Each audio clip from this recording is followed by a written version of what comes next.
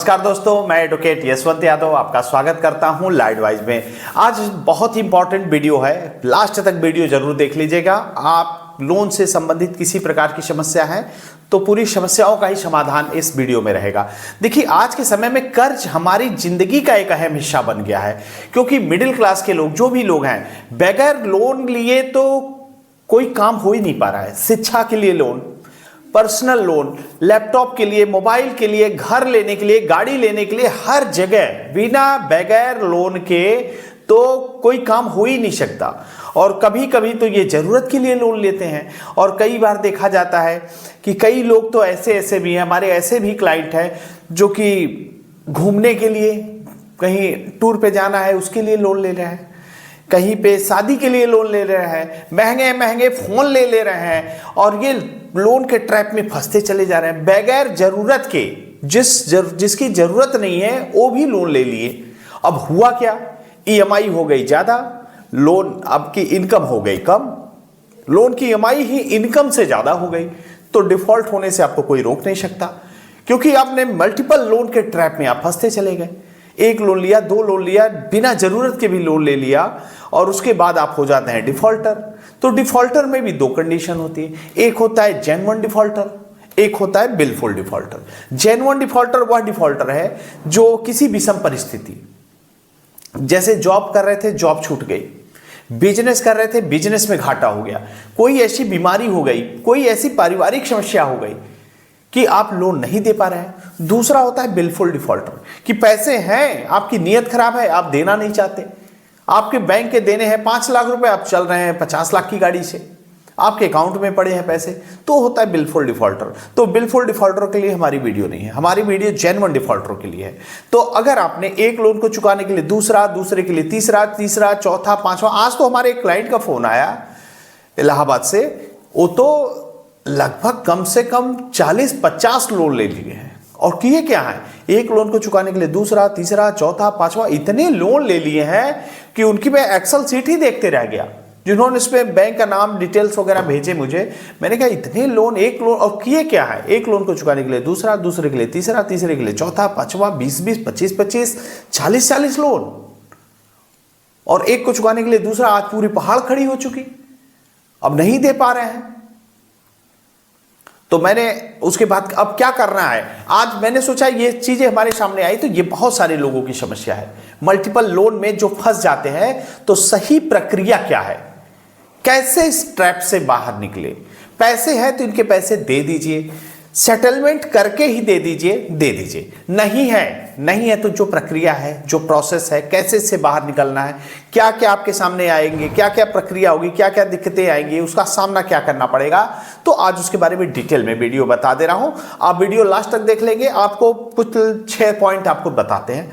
6 point से आप हो सकता है पूरे। पहला पॉइंट क्या रहेगा कि आपने लोन लिए हैं, पहला तरीका जान लीजिए, लोन से बाहर, ट्रैप से बाहर, मल्टीपल लोन के शिकार हैं, लोन के ट्रैप से बाहर निकलने के। एक लोन लिए, एक लोन को चुकाने के लिए दूसरा, तीसरा, चौथा, पांचवा, मल्टीपल लोन, रुक जाइए। नहीं दे पा रहे हैं, रुक जाइए। डिफॉल्ट हो रहे हैं, हो जाइए। पहला तरीका जान लीजिए, एक लोन को चुकाने के लिए दूसरा, दूसरे के लिए तीसरा, चौथा, पांचवा, मल्टीपल लोन में मत फंसिए। नहीं दे पा रहे हैं तो रुक जाइए, स्टॉप लॉस। पहला काम, आपको लोन को चुकाने के लिए दूसरा लोन नहीं लेना है, पहला ये काम हो गया।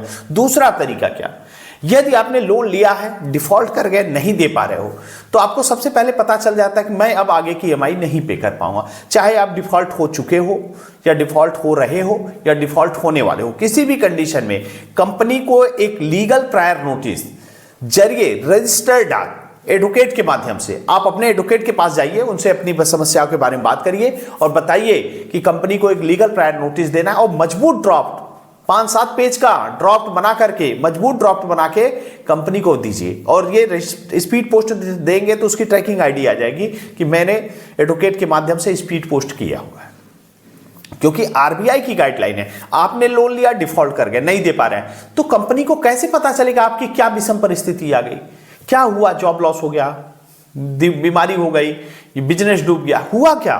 तो कंपनी को आपने अवगत कराया, आपने लोन लिया, डिफॉल्ट किया, क्या कंपनी को आपने इन्फॉर्म किया?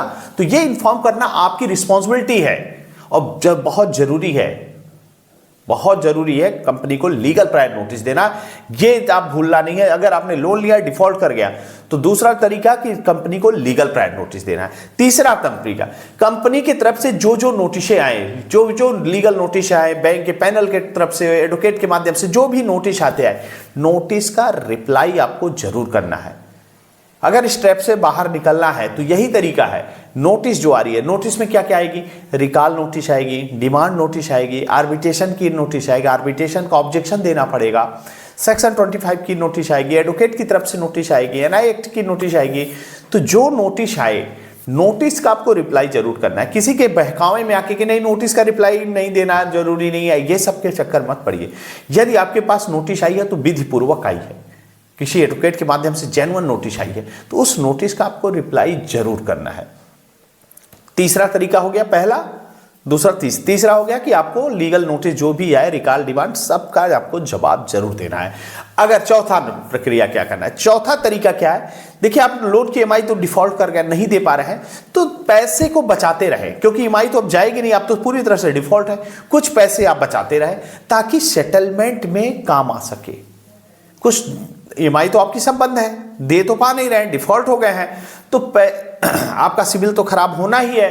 तो धीरे धीरे पैसे को जोड़ते रहे, क्योंकि कुछ पैसे जुट जाएंगे, उसके बाद आप कंपनी से कह सकते हैं हमें ओटीएस, वन टाइम सेटलमेंट का ऑफर दीजिए। आप अपनी बात को रख सकते हैं, पैसे होगा तब तो सेटलमेंट करेंगे। तो ईएमआई नहीं देना तो कुछ पैसे बचाते रहिए, उसके बाद सेटलमेंट का ऑफर आता है तो उसको ओटीएस वन टाइम करके सेटलमेंट करिए। सेटलमेंट भी दो प्रकार के होते हैं, एक होता है ओटीएस, एक होता है रेगुलर। तो ज़्यादातर प्रीफर करूंगा एक बार में ही वन टाइम सेटलमेंट करके उसको क्लोज करिए।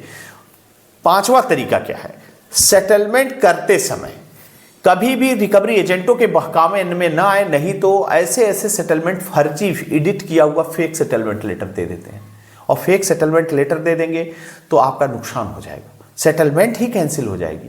फर्जी सेटलमेंट कर देते हैं, नाम एडिट करके भेज देते हैं, पता चला कि ये तो सेटलमेंट लेटर ही गलत है। तो कभी भी आप कहें, वो तो कहेंगे एजेंट कि आपके अकाउंट में ही पैसा डाल रहे हैं, आप हमें तो दे नहीं रहे हैं। तो हमें नहीं दे रहे हैं तो इसका मतलब क्या, अकाउंट में जा रहा है तो अकाउंट में पैसा जो ब्याज पेनल्टी जुर्माने में चल जाएगा। तो कभी भी कोई भी नोटिस आए तो आप एडवोकेट के माध्यम से या फिर आप हमारे माध्यम से बिना वेरीफाई किए, सेटलमेंट लेटर को बिना वेरीफाई किए पेमेंट आपको नहीं करना है।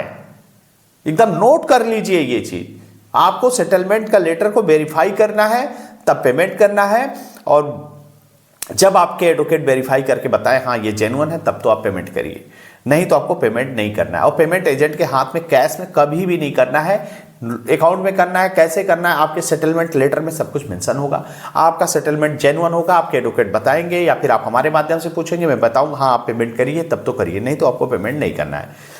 पांचवा तरीका, यदि सेक्शन 25 का केस हो भी जाता है कोर्ट में, कलकत्ता में, अहमदाबाद में, जयपुर में, कहीं भी होता है, तो अब तो लुधियाना में भी बहुत सारे केस हो रहे हैं, तो जहां भी नोट आएगा, आपके पास नोटिस आएगा, आप नोटिस हमें भेजेंगे, मैं उसको वेरीफाई करके आगे का क्या प्रोसेस है, कैसे सेम डे बेल होगी, आपको एडवोकेट प्रोवाइड करना, बेल कराना, जो भी करना होगा हमारे एंड से कर दिया जाएगा। सेम डे बेल हो जाती, कोई जेल का प्रावधान नहीं है कि सेक्शन 25 में आपको जेल का प्रावधान हो, जेल का कोई प्रावधान नहीं है, आपको जेल नहीं होगा, और जो प्रक्रिया है वो करना पड़ेगा।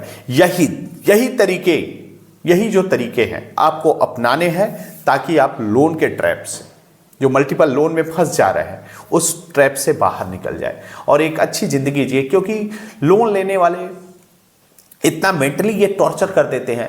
रिकवरी एजेंट आते हैं तो आपको मैंने बता ही रखा है, I card, visit letter, DRA का लाइसेंस, 3 पेपर हो तो बात करिए, नहीं तो निकाल बात, थोड़ा आवाज टाइट करके, डरेंगे तो डराएंगे। रिकवरी एजेंट कब तक आपको डराते हैं, जब तक आप डरते हैं तब तक ये डराएंगे। जिस दिन आपका डरना बंद हो गया, आप वो कुछ नहीं कर पाएंगे। डरना बंद हो गया तो आप नहीं डरा सकते। क्यों? क्योंकि जो लीगल प्रक्रिया है, जो प्रोसेस है, वही तो करेंगे, और जो प्रोसेस है, जो प्रक्रिया है, जो होना है लीगली, मैं हूं, आपका प्रोसेस जो भी होगा उसको मैं अपने एंड से करा दूंगा। नोटिस आएगा जवाब दे देंगे, सेटलमेंट का ऑफर आएगा तो सेटलमेंट देख लेंगे, वेरीफाई कर देंगे, एडवोकेट प्रोवाइड करा देंगे, बेल करा देंगे। किसी भी तरह की कोई भी दिक्कत हो, समस्या हो, परेशानी, हमारा नंबर है, आप हमसे संपर्क कर सकते हैं, हमारा कॉल बुक करके हमसे पर्सनली मीटिंग कर सकते हैं, और किसी प्रकार कोई दिक्कत समस्या हो तो हमारा नंबर है। मैं अपनी बातों को यहीं समाप्त करता हूं। जय हिंद, जय भारत, नमस्कार।